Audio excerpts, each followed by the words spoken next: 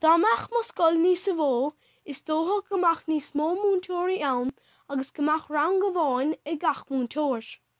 Díreann go dtaithnóg sé sin go mór liom. Ní bheith mí spaileithe do múntóir céanna bliana níag bliana agus ní chaithfeach sin chur suas linne chomh fada ach an oiread.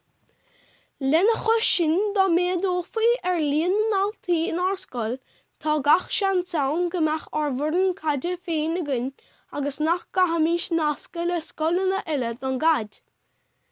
Nadidir neomhíost breis airgid agus breis acmhainní dámach an scoil níos sa bhó.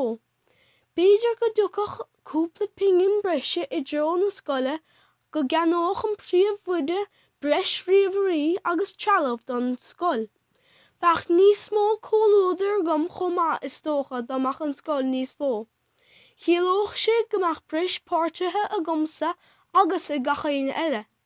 Tá túirt buachalaí eile I mar rang, ach díreann go bhfuil sé díon bhuachalaí rang go sé, ní leann ach beirte go.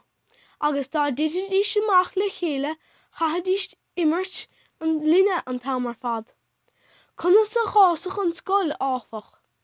Ní chásach sí gan cónasca le scoileanna eile, tuis nach bhfuil an daoine ann sa dúthaige heile.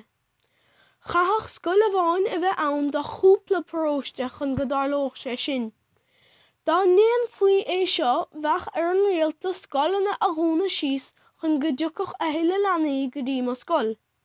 Cé gomach sé seo go maith dúine in árscoil, chuirfeadh sé isteach ar mhórán daoine a dtíorthain agus bhriseadh sé críthe daoine I bróistí eile.